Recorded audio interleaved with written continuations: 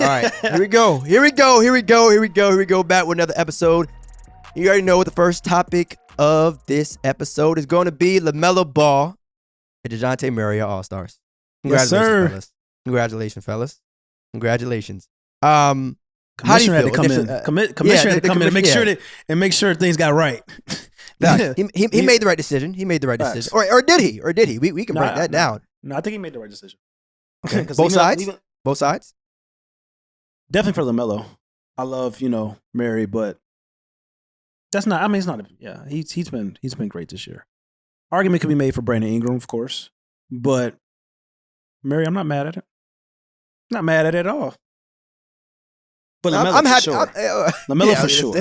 LaMelo for sure. I still have trauma when we talk about LaMelo Ball because for years I just remember watching him when he was 16 years old. I was like, he's a pro.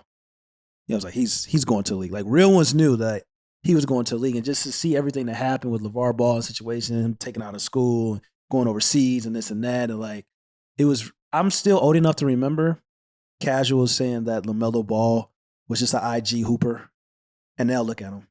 In his second season, he's an NBA All-Star. You know what I'm saying? Life is crazy. Life is crazy. And it happened quickly, too. Right? I think, people really knew, or, people with some sort of intelligence knew that he was going to be an All-Star eventually. But second season, I was looking at the roster for the rookie sophomore games or whatever, and it hit me yo, LaMelo and Anthony Edwards, it's their second year. You might have forgotten, oh shit, yeah, they've been in the league for maybe 4 or 5 years. No, second year. They're sophomores. You feel me?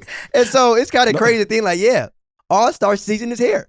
Yeah. No slump on this side. It'll be nice to see both of them in the All-Star game though. True. I'm not gonna lie to you. True. But no sophomore slump on this side for LaMelo Ball. He's special. I mean, the Hornets look like they can probably compete to be in a play-in situation or possibly just make the playoffs outright. Who knows what's going to happen with the rest of the season. But like I said, I have so much trauma with LaMelo Ball because it's just like I said, people calling him IG Hooper. People saying he shouldn't have been, the Warriors did the right thing by not drafting him. All these conversations I remember. I'm still old enough to remember because it was only 2-3 years ago. And it was crazy. I just remember before he got on NBA draft board's radar, it was kind of should he even be drafted? That was the conversation around LaMelo Ball, and just to see everything he's accomplished, everything he's achieved, and just to see the real people, like you said, with any sort of intelligence that watched the game, and without the bias that they had towards LeVar Ball, you knew that when he was 16 years old, the kid was NBA bound. It's just certain players you can watch, like LeBron James, 16, NBA bound. That's how I felt about LaMelo Ball. So I'm very excited, very happy for LaMelo Ball. I'm also happy for the city of the Charlotte Hornets because they got a bona fide superstar, not just on the court. I know they had Kemba Walker, of course, for years, but LaMelo's a superstar on the court, but he's also going to be a superstar off the court for his marketability and stuff like that. So shout out to the Hornets, shout out LaMelo Ball, also shout out Murray from the Spurs as well. Yeah, and his teammates gravitate towards him, and around him, talking about LaMelo Ball. It's it's tough being such a young, talented player in today's league. Because even though the talent is there, just being a competitor, anytime you see a guy that's young come into the locker room, you think, oh, this is the guy that's going to take my spot. I don't care how talented he is, he's still young. But LaMelo has proven that he has the professionalism to his game, which is a part of all this, right? He has the respect of his peers and his teammates and some veterans around the league. And so to see him in the All-Star game, you already know he's going to show out. And I think continue to put the world on notice of what he's truly capable of. And he brought up a good point, too. Shout out to Charlotte.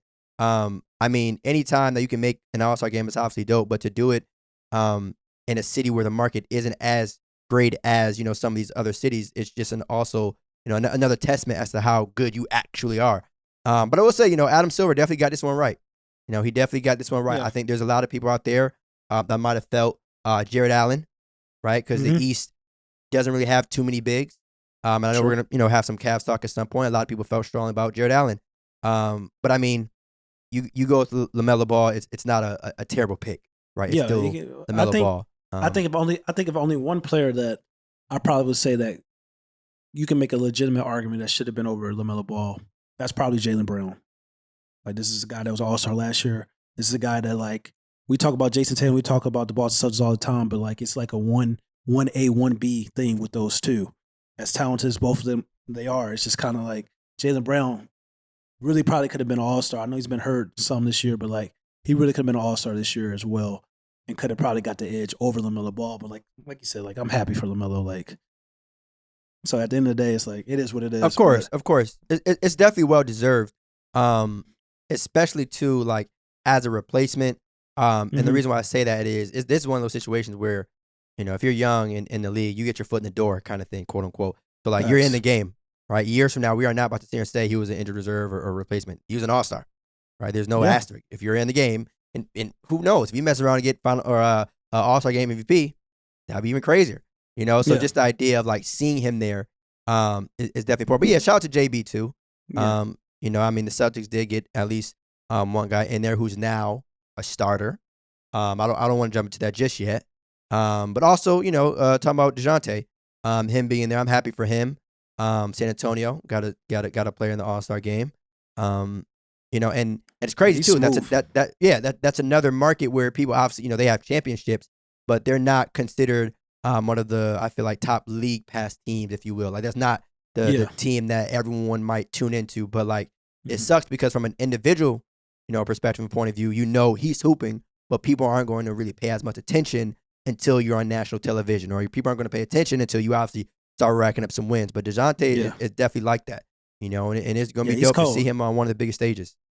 Yeah, he's cold. Like I think he's probably the most underrated player in the NBA. So I'm glad he made the All-Star game. So kind of like put the people that don't really watch San Antonio Spurs games on League Pass, don't watch them in general, kind of put them like, yo, he's here. Like this guy is like for real, like two-way ability. And he's also worked on his game since he kind of entered the NBA. Like he went from a really like just great defender. Now he's putting the ball on the floor. He's shooting a little bit better. He's still got to improve at that aspect on his game. But it's just like he's athletic. He's quick. And it's just like can handle it. Like he does a lot of great things. And he plays his own pace. Like I really like him. Like he's very smooth. I'm happy he made the All-Star game as well. Yeah, and you even compared him, correct me if I'm wrong, to like a taller version of Rondo. Did you say that before? Yeah, taller. That's what he reminds me, like a Rajon Rondo. Like just his like I think he leads or tied for like the league for triple dubs for stuff like that. Like he just makes the right plays all the time. Like he doesn't really care about like going out dropping 30, 35. He can sometimes, but that's not really like his game. His game is like control the pace of the game, control tempo, rebound, defend, pass the ball, get guys easy shots, open looks. Like he really reminds me of a taller version and probably a more athletic version than of Rajon Rondo. Yeah, and both guys, you know, Dejounte and LaMelo, they're both young, right? I mean, you know, people might have mixed opinions on where Dejounte's quote-unquote next stop is, but just the idea of like you see the talent, right? The talent is definitely there. All those other things are just based off rumors and stuff, but you know for a fact that he is talented. I'm trying to think, was there anyone else in the West? I mean, we talked about East-wise. It could have been Jared Allen or JB, but West-wise, I know you mentioned Brandon Ingram. I think B.I. I mean, that's another situation where it's like, you know, you got a talented guy who's just like in a situation where not too many people are paying attention to. Like even as a former Laker, not to feel me, but just the idea of like, you know, he was an All-Star in 2020 though. He's been to All-Star game, but I'm just saying though, like naturally, you feel me, that team doesn't get the amount of recognition, especially without Zion, in comparison to another team out there. Like if he was on the Knicks, you know what I'm saying? It ain't even just about wins. It's also about market. It's also about location. And if, you know what I'm saying, you're in an area where not too many people are paying attention. Yeah, you know, he's a real young star. I know people talk about like Luka Doncic, they talk about Jason Tatum, but let me tell you something, like Brandon Ingram is just like talent-wise, like he's up there with those guys. Like I'm not gonna say he's better, but it's just like if I got Brandon Ingram, we did a draft and it's like 1, 2, 3, and I end up with Brandon Ingram, let's go. You know what I'm saying? Like he's let's go. Like people love to constantly compare him to Kevin Durant. Like there's some similarities there, but it's not really not that many similarities. Like everybody talk about his length and like his physique or whatever. It's very similar to Kevin Durant, but his play style is just like he's like a dual forward. He does everything. Like he scores, he rebounds, he passes. Like he does everything for the New Orleans Pelicans. It's just kind of like it just sucks that Zion's been out and we haven't really seen those two in a really like fully healthy season together. But like he's talented, he's special. Like you said, like speaking of New York, that would have been like the perfect like situation. Like they need a star. Like B.I. would be that guy in a big market city like New York. Like I would love for them. I would love him to be in that situation. I would, but I don't know if I would at the same time because I don't really like how they're handling another former Duke Yeah. stars. That's You know what I'm true. saying? It's like That's true. like on paper, so yeah, of course, BI in a big city, bigger market, all that stuff, Yeah. But at the same time, Tips don't like young guys. you feel me? A lot of this is politics. Yeah. And so the talent is there, but I also don't want to see a career get wasted just Yeah. because he's, not appreciated the way he should be. So yeah, it's one getting wasted right now. Like averaging 6 minutes hate per to game. see it. It's Hate to crazy, see but it. the thing I hate, it's like this is stuff that like gets guys out the league. You know what I'm saying? Like situations you go like, yo, he was cooking with the Hawks, and then like he had like 30-point games, and then now he's like Cam Reddish not even getting off the bench because you want to start Burks for 30 minutes per game. Like, what are we doing here? Like, it's not like you're winning games; you're losing. It's like what? Like, really, what are we doing here? But we talked about the Knicks and talked about Tom Thibodeau, but I told you, this is what he does. He goes to a situation, he has success early on, and then like as soon as it's like, oh, we probably need to rebuild and we need to retool and stuff like that, he ends up struggling because he's not a guy that really knows how to like develop young players or coach young players. So that's why you always see him go after veteran players and go get vets and stuff like that.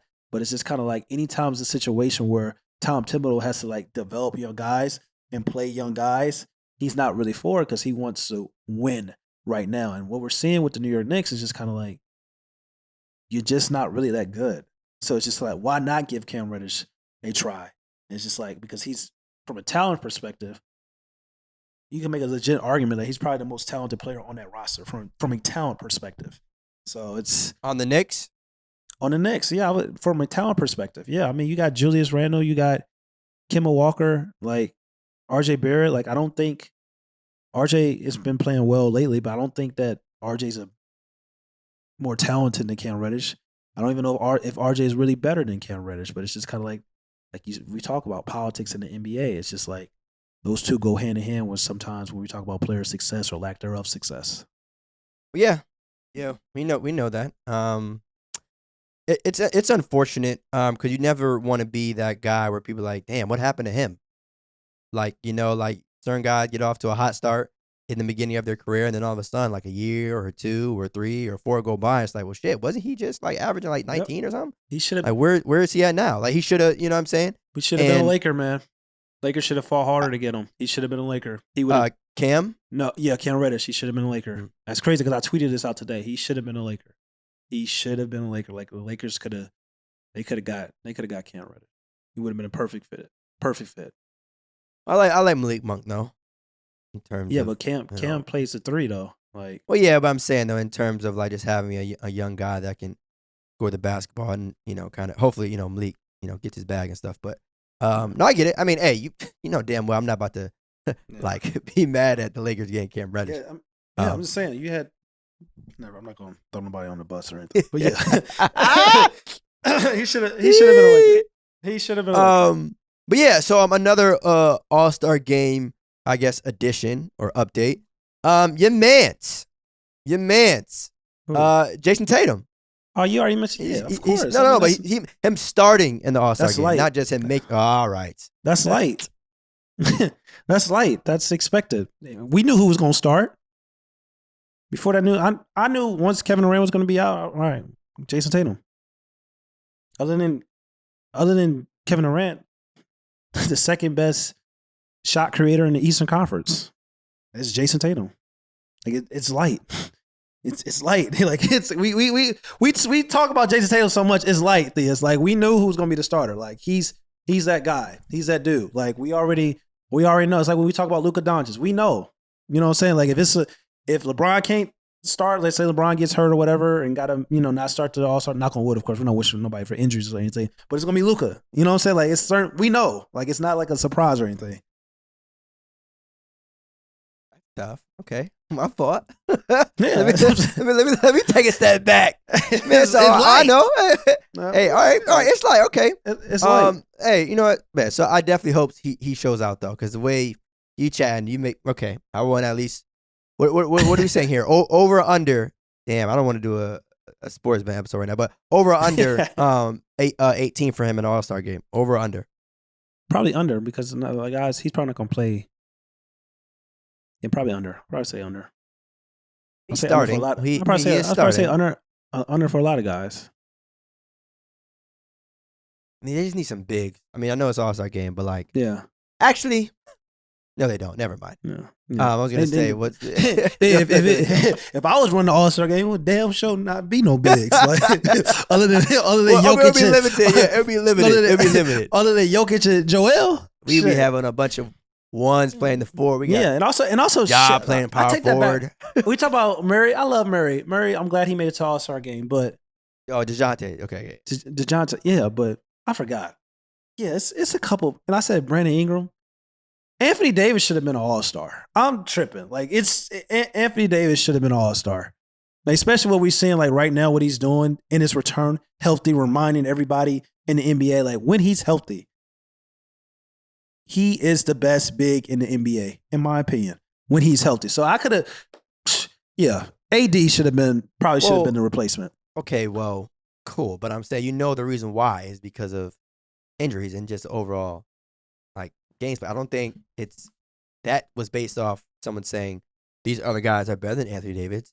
No, of course like, not. well, no, I'm just saying, like, I would have probably get an edge too. He's not playing. I just like having the All-Star game have the best players in every conference. You know what I'm saying? Oh, that's what I love. yes. And you saying that reminded me that I want to ask you something while we were on here. It's related, but not really. But so I posted some about Steve Nash's birthday on Slam, and I was like, happy birthday, Steve Nash. He was the best passer of his generation. And, people getting their feelings, of course, when you say stuff like that. No, he's not. It's so-and-so. It is what it is. So do you feel, and this is just going to be a quick segment. I only asked that because, like I said, I posted this today. But do you feel that Steve Nash was the best passer of his generation? I can obviously list a couple of names that people have mentioned. Please. Yeah. Jason Kidd, as well as Jason Williams. And again, just talking about that era. First off, love Jason Williams. He's not in the conversation. What? Bro, all right. He's not really in the conversation to me. Okay. To be very, very clear. Jason was not in the conversation with Steve Nash and you're not. No. And Jason Kidd would come to passing. Come to passing. Best passer, not best point guard. Not who would you rather have? Best passer. Like, he was flashy. Don't get me wrong. He was flashy, but it's more than passing the basketball than just flash. It's about setting up your offense. It's about facilitating the right moments. It's about, like, getting your player open with your passes. That's what makes LeBron James so phenomenal. Like, you can lead a player to the open spot to get an easy layup, to get an easy dunk. Like, that's what I'm saying. Like, flash, yeah, okay. Jason Williams was phenomenal, flashy passing. But Jason Kidd and Steve Nash, the true art of passing, like, can do both, like, flash and facilitate and, like, run the show. Like, it's special. It's levels. Like, that's why people, we really break things down to a T. Like, okay, Jason Williams, like, oh, highlight reels and stuff like that, cool. But it's just like, that's not always, like, the end all be all. Especially when you got guys that can do that and the other important stuff as well. But I'm not mad at Steve. You saying Steve Nash, the greatest passer of his generation? I'm not mad at all. Yeah, it was just nothing but Jason Kidd. I'm not mad. Energy. But it's funny. I guarantee you, if I were to say in the opposite way, like, happy birthday, Jason Kidd, whatever his birthday is, the greatest passer of a generation, it probably would be the same energy for Steve Nash. Steve Nash. So, it's either or. You can't go. That's really what it comes down to. Yeah, just had to acknowledge that. So yeah, moving on. Cleveland Cavaliers. Here. Adding Caris LeVert. They're here. You made a post. Someone sent me your post. My good brother. Someone sent me your post and said, is he okay? So you say, if you remember what it was, I know your post that you said. No, I mean, to make sure that everyone knows that it's you that's saying it. I don't want to. Of course, go ahead. Go ahead. By adding Caris LeVert, the Cleveland Cavaliers have a shot at making it to the Eastern Conference Finals. I don't want to. I said they become a real. Basically, I'm saying, like, with adding the addition of Caris LeVert, they become not just a playoff contender, but like a title contender, like a real title contender. With the addition, okay, so true or false? with the addition of Caris LeVert being to the Cleveland Cavaliers, this makes them a championship contender. I don't see how it doesn't. They're a top 2 seed right now in the Eastern Conference. They're not 4th, they're not 5th, they're not 6th, they're not 7th. They're top 2 seed in the Eastern Conference. They just got a 3-level scorer, a guy that can create off the dribble, a guy that's going to give their offense a new formula in a way. Like they're going to be able to do things with Caris LeVert in that offense that they couldn't do without him. So that's going to help them as well. And it's just like I don't think that's a crazy statement because I feel like he completes their team. He gives them a wing player that can, like I said, boogie in the half court, score at every level on the basketball court, can attack, can handle it as well, take some pressure off for DG, and also like they're going to be able to hide him defensively as well because they had the personnel to kind of like hide him under the force like defense wise. So it's just like, yeah, I think that was like, and I still think they're a piece away for really being like, I don't know what that piece is, but I still think they're like one more piece away to really being like, all right, like going into next season, like, yo, the Cleveland Cavaliers are considered like real like title favorites. Like we consider like the Brooklyn Nets heading into the season. I think they're still one piece away, but saying that they're a real title contender, yes, I think they can make the Eastern Conference Finals. And then who knows, if their cards are right, I think they can go and possibly make the NBA Finals. I don't know if it's going to happen, but I'm just saying, like, if you can make the Eastern Conference Finals, that means you're a title contender in my eyes. Do you think them not having a superstar hurts their chances? Do you think they can still do it, the Cleveland Cavaliers, win a championship without having a true superstar? And that's the thing. That's why I say I think they're a piece away. But sometimes you have just great teams that may not have. It's very rare. It's rare. It's very rare. Like the Detroit Pistons won a title without having like a true superstar. I know they had Rip Hamilton, they had Chauncey Billups, Tayshaun Prince, and those guys, but they were a great team. It's very rare. I would want them to have a championship. A guy like a Brandon Ingram. Like if they had Brandon Ingram, it's gets very, very scary. You know, a guy like that. But yeah, I don't know. I don't know the answer to that, but it's just like all I know is addition to Caris LeVert makes them they have a legitimate shot at least going to the Eastern Conference Finals. That's how I view it. I get it. But I think, a lot of people are still in love with the Brooklyn Nets and are afraid of the fact that the Cavs, despite them not having a superstar, are still playing well. I think right now a lot of people, just like always, tend to fall in love with names. And we don't acknowledge the fact that if a team is playing well, regardless of who the hell is on their roster, they're playing well. And at the same time, if a team is playing poorly, regardless of who the hell is on the roster, they're playing poorly. So I get it why there's energy as to being shocked to hear like the Cleveland Cavaliers could be a championship contender, but we also have to look at things for what they are right now. Despite how you feel about the Nets, despite how you feel about any team in the Eastern Conference, you have to understand that like the Cleveland Cavaliers are playing very well, and they upgraded, right? They upgraded, like they're playing well, and they upgraded. They got a very good player, away and either. You feel me? Like and you got a great player in Caris LeVert, so it's like you do the math on that. A team that's already good, getting another great player. And then the timing of this is very important. Well, we see what Brooklyn is doing right now. It's not pretty. They're not on a 12-game winning streak. They don't like the chemistry really isn't. And I know that they have injuries. Don't get me wrong. That's a part of all this. Yeah. But at the same time, there's a question mark. And that's not even like an opinion. That's just like you can't sit here and say that a team is definitely guaranteed to win a conference when you're on like this long of a winning streak. Yeah. And that doesn't mean that I don't think that they can do it. But I'm just not about to get crazy. It's like, all right, it's a guarantee. Like Kevin Durant being out, hurt, whatever. That should not happen with James Harden and Kyrie Irving on your team. You can't win one. What are they on, nine games in a row they lost? Like, and that some of them, happen. James, has been, I mean, it's been a lot of inconsistency in terms of health. But, like, that's a lot. Of things, and there's a lot of things going on, too. And we're going to talk, I guess we're going to touch on that a little bit. Yeah, I mean, and even though Joe Harris, and not putting him on the same level as KD and James Harden, of course, but just the idea, like, he's a starter, right? He's a vital piece of that team. So I won't say it's 100% understandable, but there's there are gray areas that we have to acknowledge. But at the same time, like, they're not healthy right now. So I can't sit here and say that the minute they all come back, it's just going to click. Like, chemistry matters. You have to develop chemistry over time. This is a trio that's only played 16 games together in the past 2 seasons.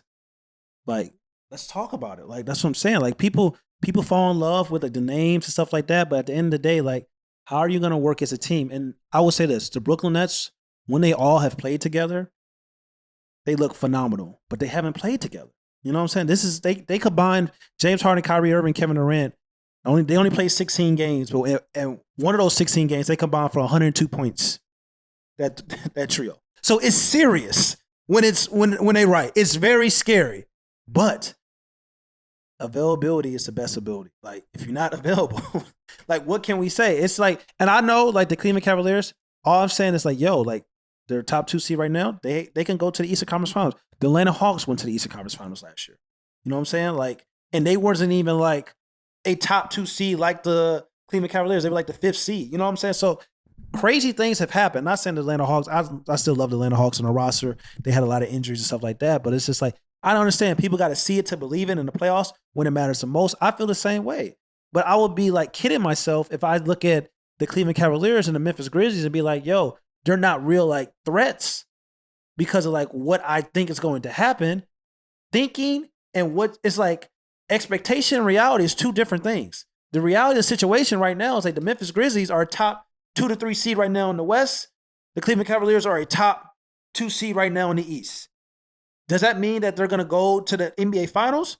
No, but me saying that they don't have a shot to go to the Eastern Conference or Western Conference Finals and possibly the NBA Finals, I have to say that. Like, you have to say that. That bothers some people because it's, you know, again, you fall in love with the Dames. It's like, oh, no, you know, so-and-so got this player. But they're not winning. Yeah. Like, you feel me? Like, and again, on top of all that, the other team is. Like, if neither team was winning, all right, cool. You could lean on the fact that the other team has that great player. But if one team is playing like cans and another team is out here getting dubs, you call it what it is. You call it what it is. And it's so crazy you mentioned Cleveland and Memphis because let me tell you something. I love Darius Garland. Love John Morant. But if we get a Cleveland and Memphis NBA Finals, no, it's not going. Hey, there's going to be a lot of unhappy people. There's going to be a lot of unhappy people. It's probably one team, I would say, that I knew, even though they were the number 1 seed, I just knew they were not the real deal. And I didn't give, like, what I'm saying for the Memphis Grizzlies and the Cleveland Cavaliers, like, giving them respect and stuff like that and say, like, yo, you never know what can happen. But this team, it was no doubt in my mind. Okay. Whoa. Wait. I don't know if you did. Did you just say the team? Don't say no, the I didn't team. say I didn't say the team. Okay. No, well, I have a feeling that I already know who you're talking about, but let me say this as well. Look at who that team faced. Okay? But go ahead. I want to make sure it's the team that I think you're talking about. Go ahead. Who is it? The Utah Jazz. Oh.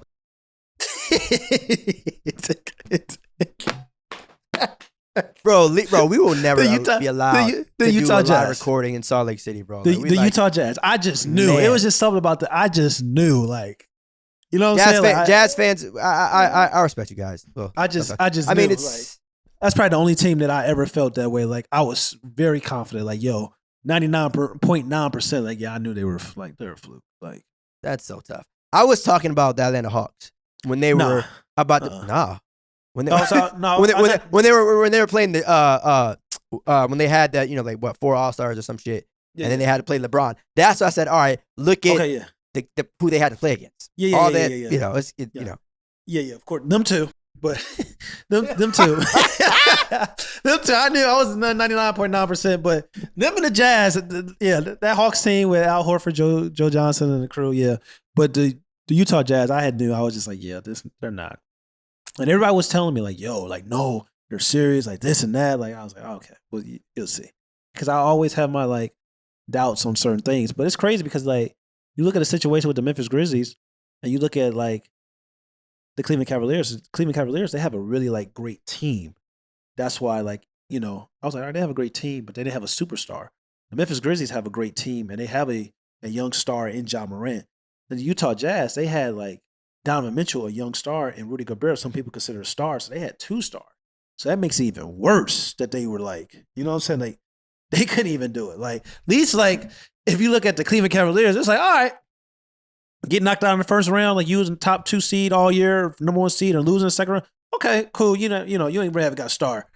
Memphis, all right, Ja Morant, all right, cool. You know, but like you got a great team, stuff like that. You got some players like great young core. Well, it's like, all right, whatever. But like Utah? But you know what though? That's a good question too. Is that like, how do we judge teams that may overachieve during the regular season but don't perform to their proper seed come playoff time, right? So it's like if during the regular season you get like, let's say a 3 seed or whatever, we might say, oh damn, I didn't think they could do it. I'm shocked. I'm surprised. Yeah. But then the playoffs come around and they lose in the first round. Do we look at them as like, damn, I knew it? Or damn, like, nah, I don't want to hear it. Y'all the 3 seed. Y'all should have won. It depends who they match up against. It depends on who they match up against. And also depends on, does their star player play well?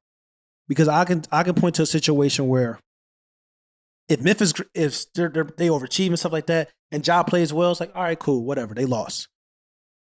Cleveland Cavaliers, they don't really have like a star or nothing, but like, if it's a situation where, let's say, like you overachieve, you're top 4 seed, right? Your quote unquote star player is on the all NBA team, and then he gets to the playoffs, and it's just like, yo, reality is set in. Like, you just subbed the shit out of an NBA player. I'm not gonna say who, but you just subbed the shit. Reality has set in. It's like, damn, ooh, like, it's getting nasty. That's when the noise is gonna arise. That's when you go into the next season with like, all right, you got to kind of show something, or you can't expect like, yo, your fan base to really feel like, yo, why are they on my ass? They on your ass for a reason. You know what I'm saying? Like, no, I'm just being honest. Like, bro, that's These just are facts. These are facts. That's just a fact of the reality. You know what I'm saying? Like, you can't come off like a great season, then you play bad at the highest, the most important aspect of the season in the playoffs, and then you come back and it's just kind of like, instead of showing like, yo, like it was a fluke, it's like, oh, that was, just one series, things get worse. You know what I'm saying? Like when Giannis had that terrible season against like the Miami Heat or whatever, it wasn't even a bad playoffs really. Or the Toronto Raptors was very bad. I would say that series was like, he kind of got exposed a little bit. But the following season, the brother came back like, all right, I'm here. You know what I'm saying? That matters to fans. That matters to your teammates. That matters to a lot of people. Like, how do you deal with adversity when you are the star? You know what I'm saying? It's different when you're a role player, the second best player, the third. When you are the star and you want to be treated like a star, you got to be able to deal with adversity and overcome adversity. So that's what I'm saying. Like if Memphis goes to the playoffs and they struggle and they lose, if Ja plays well, nobody's going to look at Ja and be like, okay, well, you underachieve if he plays well. Same like with the Atlanta Hawks or whatever, when like Trey, they go to the playoffs or whatever, everybody going to look at Trey like, all right, Trey, we know what you about or whatever. So it's just like, it just matters like if your star player plays well, that's like a big key component in my opinion. Right. And some teams need their star player more than others. Play well more than others. And so you're right, that's a huge part of it. But I don't know. I mean, it's just a good thing to kind of think about and talk about. It's like, what standards do you have for certain teams, and when do those standards or expectations change?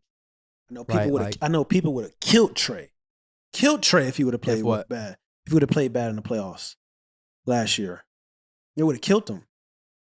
Why would you say that? Because he's not a darling. That's why.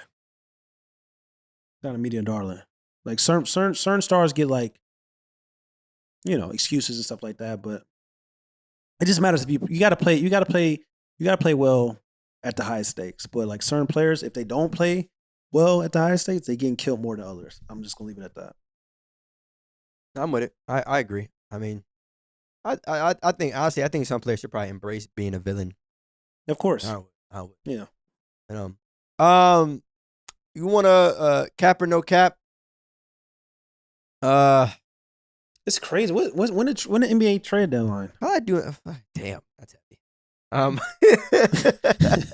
When's the NBA trade deadline? I feel like we got to do a cap or no cap on Julius.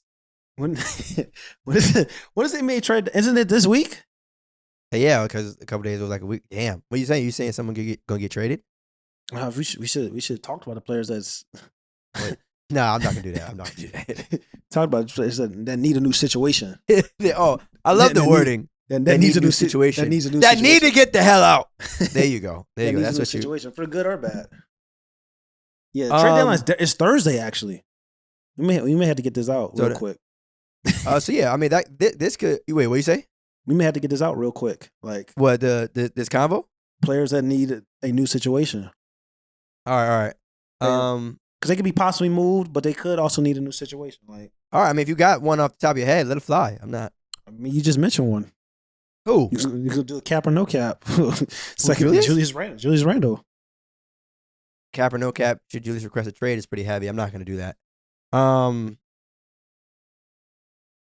Does he need a new situation? Does he need a new situation? Okay. Cap or no cap? Is a cap or no cap? So I thought we just talked about just players that need a new situation. I thought it was a revolt. Okay, fine. All right, so fine. Julius Randle. So do you think that it would be better for him to be? This could be just a cap or no cap about new situation. Right. But just in putting him in a different situation. Do you think he's better like as a second option? Do you think he needs a new team? Do you think it's something coaching related? Do you like? Yeah, I'll leave it at that. Yeah, I think because I mean there's still time. I mean, guys, okay, go ahead. Yeah. That's what I'm saying.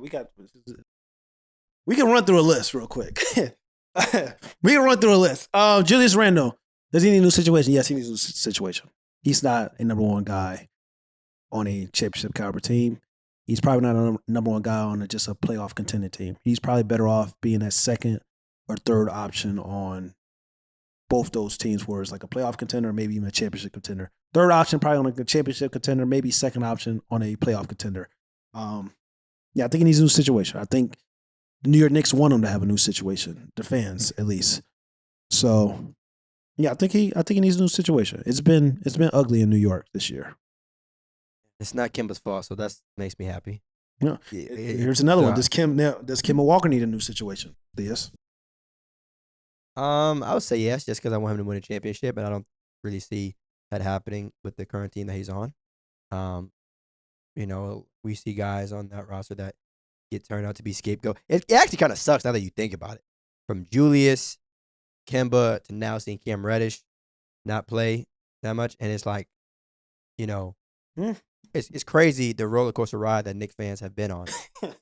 No, seriously, and you know why? Because they were celebrating after the first regular season game of the season, saying "Bing Bong" and celebrating. And all Bing, shit. Nah, I'm not. Yeah, celebrating shit like they had won the NBA championship, and it just downhill from there. It's so. But Kemba Walker, okay. You think he?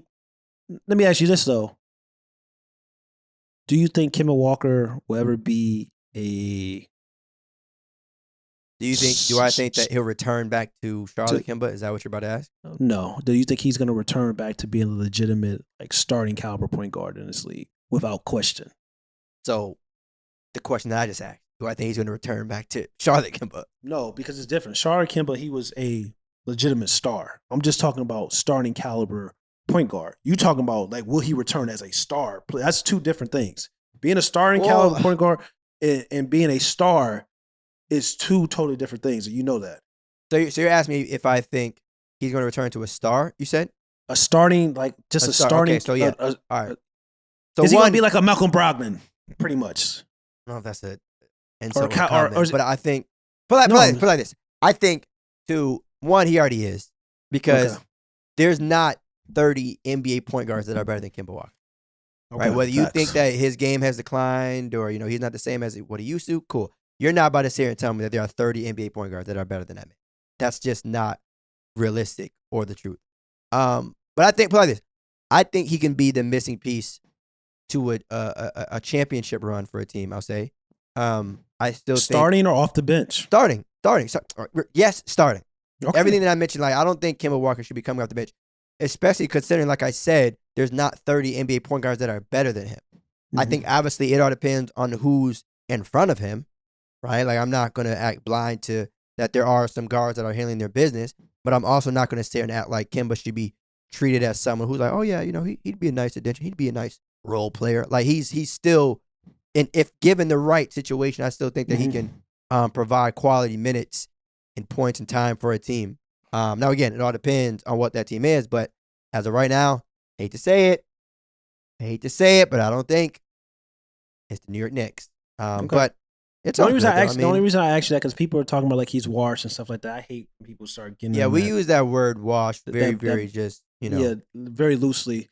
Because they said the same thing about Carmelo Anthony. They said the same thing about LeBron. They said the same thing about Derrick Rose. So they're starting to say the same thing about Kemba Walker. All right. And I'm sure Kemba Walker's going to have a similar story like those other three once he gets in a better situation. I mean, I get it though. Like I think when people use the word "wash," they say it like he's not what he used to be. True. You know what I'm saying? But I don't think that should be the right definition of washed. Washed is like he's ass. He's like he's not good. Like he's not out the like, league. Like but some people are using it like that. They was doing that to Wash, Carmelo. Yeah, wash is Carmelo like should be in he's not an NBA China. player. Yeah, people saying that was yeah, you know what I'm saying? So people don't get it twisted. Like people use that word wash like finish, finito, done. Some of those tweets needs to retire. Where like some people be like he should be playing in a certain league or for a certain team. They be getting crazy. Yeah, they be crazy. I'm like, yikes. Here's another player. Sabonis. That's who it was. That's another person that some people thought he should be in the All-Star game. Like how you get snubbed from the snub list. I remember someone told me. Yeah. I definitely see him being in a different situation. Underrated big. Again, when you're on a team that isn't getting as much national spotlight, that tends to happen. You kind of fly under the radar.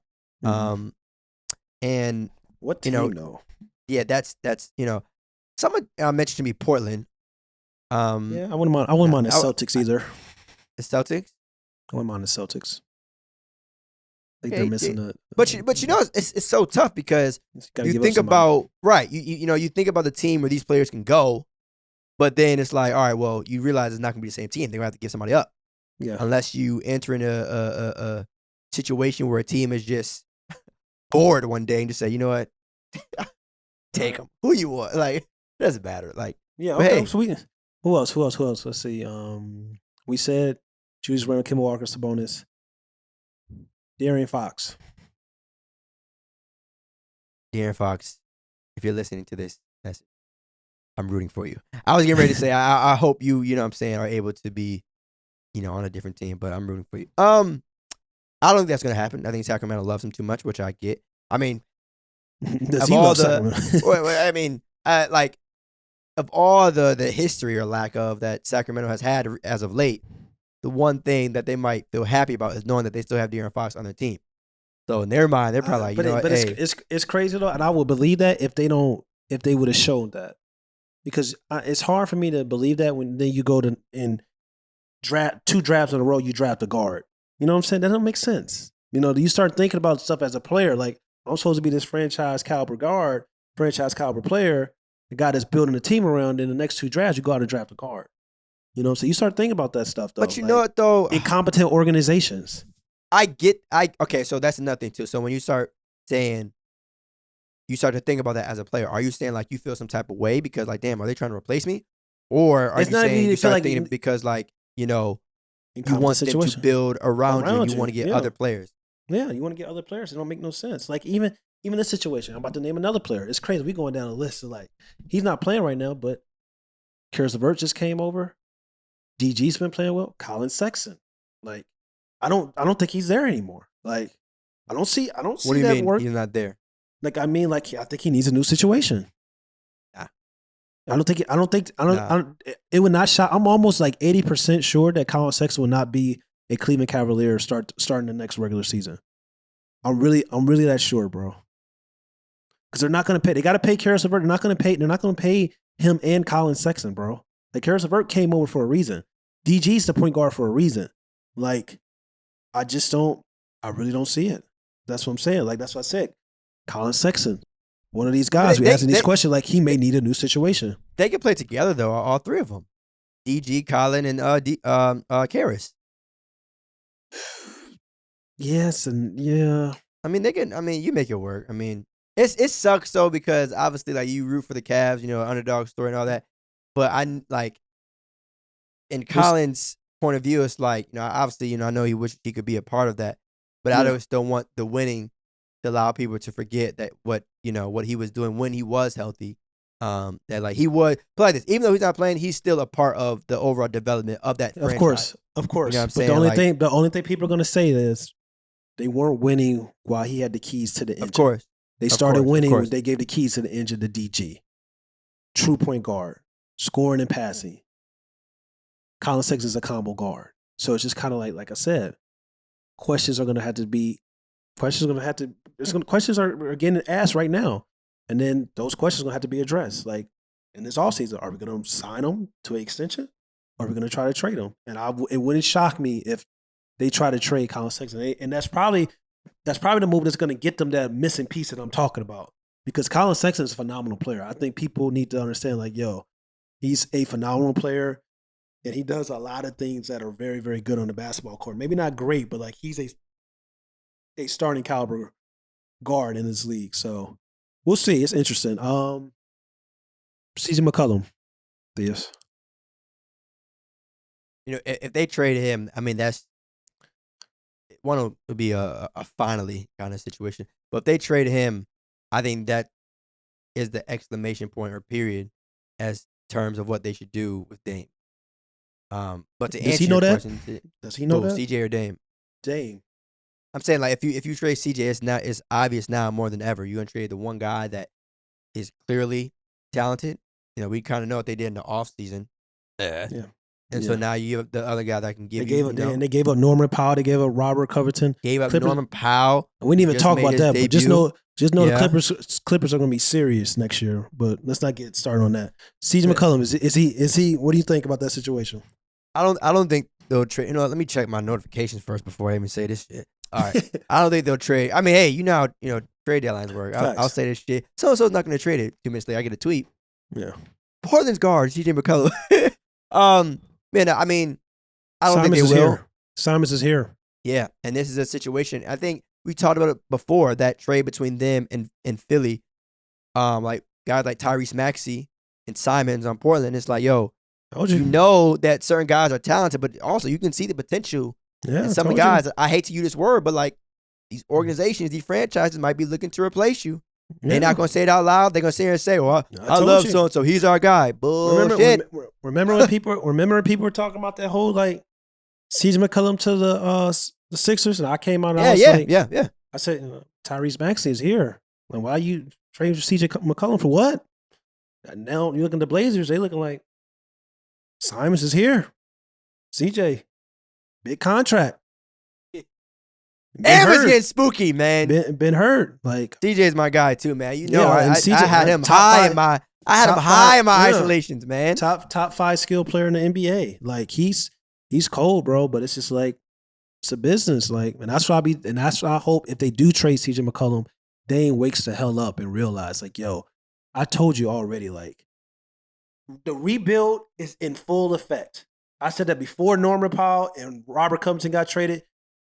It's in full effect. Like, CJ is going to be gone. Maybe not by the trade deadline, but before next season, he's going to be up out of there. And it's just like, Dame, like, all right, you're going to get your money. They're going to offer you another like $100 million extension. Like, I don't know why I thought he was about to get ready to say a pension.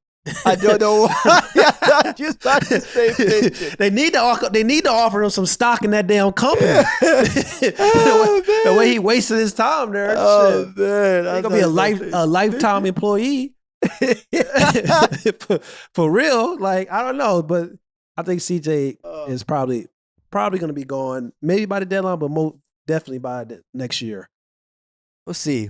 Here goes, and we can wrap this up with the final two, because they kind of go hand in hand in a way.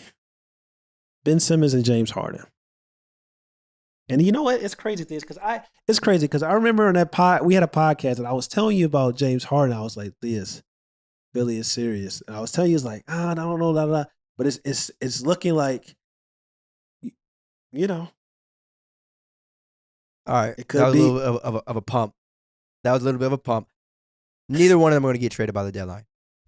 And this happens all the time. Oh, rumors that so-and-so. I don't want to hear shit until I get an alert from my man's Woj saying that so-and-so is traded. Like, all this rumor shit is just that. Because watch this. The rumors haven't changed. We literally been talking about this for months, years even, especially with the Ben Simmons and James. We have been talking about this for a while, even when James was a Rocket. So I'm not going to believe anything until I actually see. Especially, you know what it is too?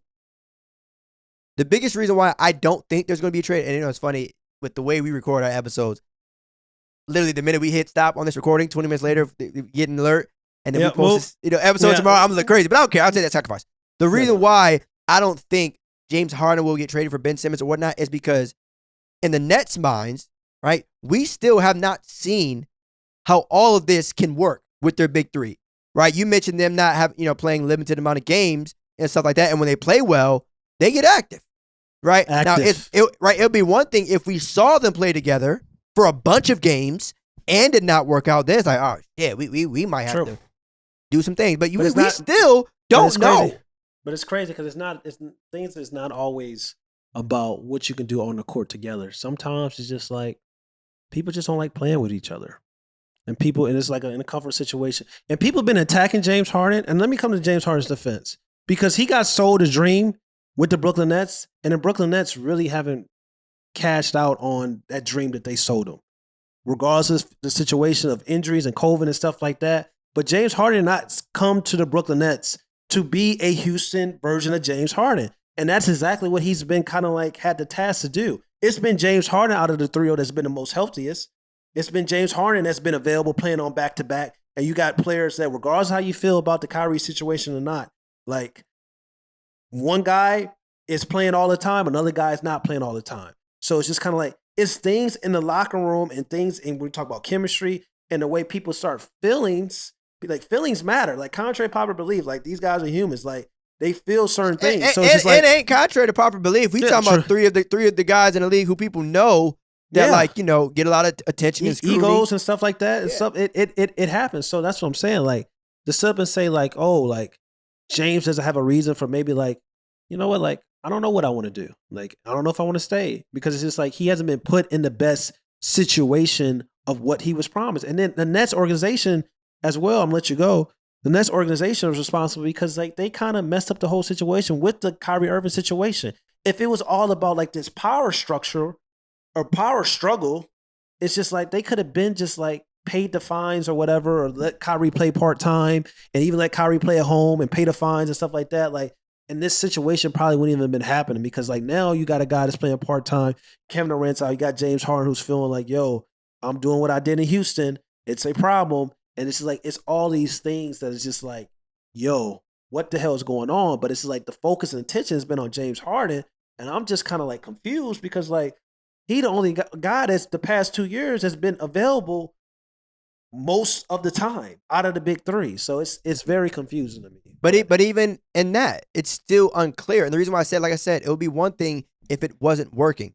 You can't control KD's health. You can't control whether or not Kai decides to get the vaccine. Now, if all of them were playing together and they played a full 82-game regular season and they were at 500 or slightly above it, then I would think to myself, if I'm James Harden, well, damn, maybe I should ask for a trade. But right now, like this is such a rare moment, right? This is not a normal like request. This is not a normal, free agent opportunity. You can make the case that right now we are witnessing the greatest team on paper that we've ever seen.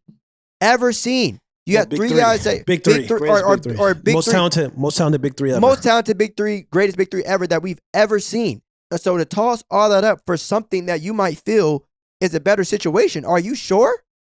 Because I'll tell you what, at some point, right, regardless of the team situation that you're in, when we look back on your like quote unquote resume, all we gonna see is people running. All we gonna see is like you just changed teams, regardless of why. You know what I'm saying? You request a trade here. You request a trade here. That's what people are going to see. Yeah. And even though, and especially too, when you don't have any rings just yet. Now, if you got rings and you want to leave, hey, I don't owe nothing to nobody. I got my jewelry.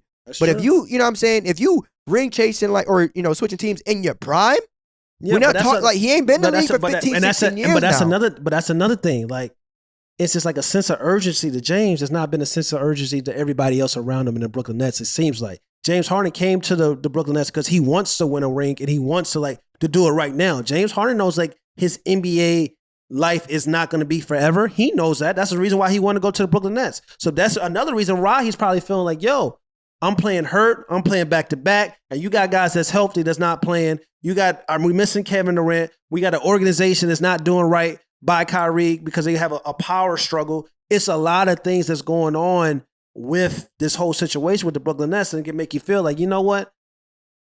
Shoot, let me go play with Joel Embiid. Let me go to Philly. I might as well take my chances of playing with Joel Embiid because this situation, even though as great as we are on the court, it's a lot of things around this situation that just doesn't feel right to me. So you can't fault him for that. Not at all. But I just want him or anyone to understand, like, all right, right now there might be frustration, but look at the reason for the frustration.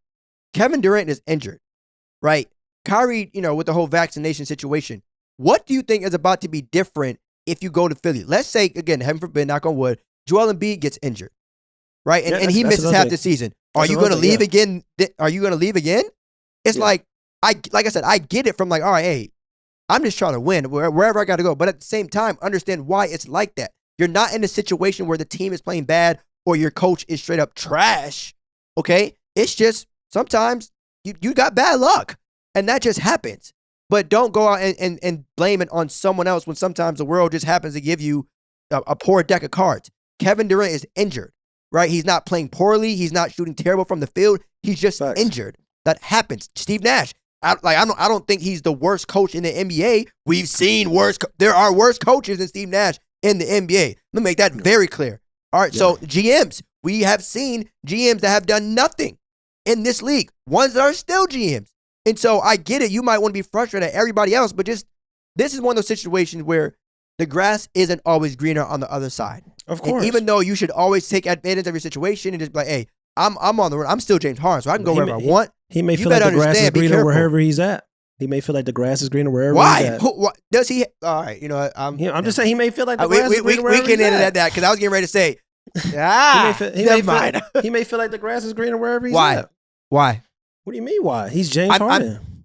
Okay, but he's not LeBron or Kevin. My point is, again, going back to that rings debate, this isn't a situation where he can feel like, all right, wherever I go, I win. That's not the case here. LeBron James has had that right. You feel me? Kevin Durant has had that right. LeBron has had that right.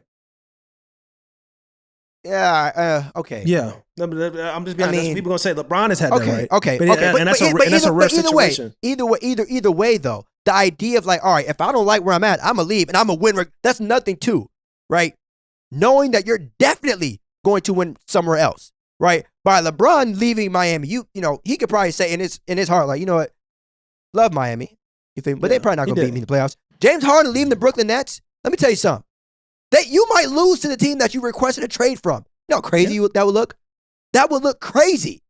You know, guys, I don't think I can win you guys, so I'm going to leave. You guys also got to ask yourself for the Brooklyn Nets situation. If they feel like he's going to leave free agency, you might want to get something. You might want to get something for him. You're right. Because you feel like you're going to walk away for free. Because what happens if James Harden walks away for free and he goes to sign with the Philadelphia Sixers, and then the Philadelphia Sixers be like, oh, well, we could trade Ben Simmons somewhere else, or we can keep him. And hopefully, maybe Ben want to play now. You never know what could happen. Or you could trade Ben for somebody else could become available. You never know. Like they could. Oh, you know, you could trade Ben Simmons for, I don't know, Brandon Ingram or something.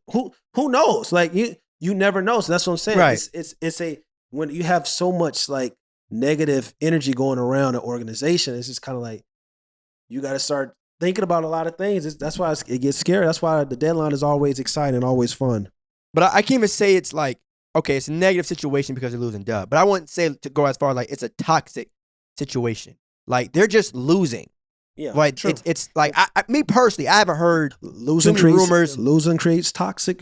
well, I'm saying like, you know, we've seen some toxic. You know what I'm saying? Like to my knowledge, unless there's reports out there that say otherwise, I haven't heard anything where like guys don't like each other anymore.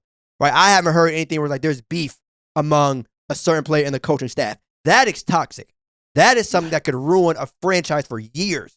But if you're just losing, especially if you're just losing and there's injuries, hey, you know, you weather the storm and you understand that in the back of your mind, even though things might not be, you know, what I want them to be, hey, the minute I get my guys back, are we active? We active. But if you had them on the court and bruh man over here shooting 2 for 15 and this dude ain't hit a shot in the last 3 quarters, then it's like, all right, hey man, look, pick up the phone. But hey, Word of the storm. But yeah, no one's getting traded. We'll see. Yeah. We'll see. Should they stay or should they go? That's the big question.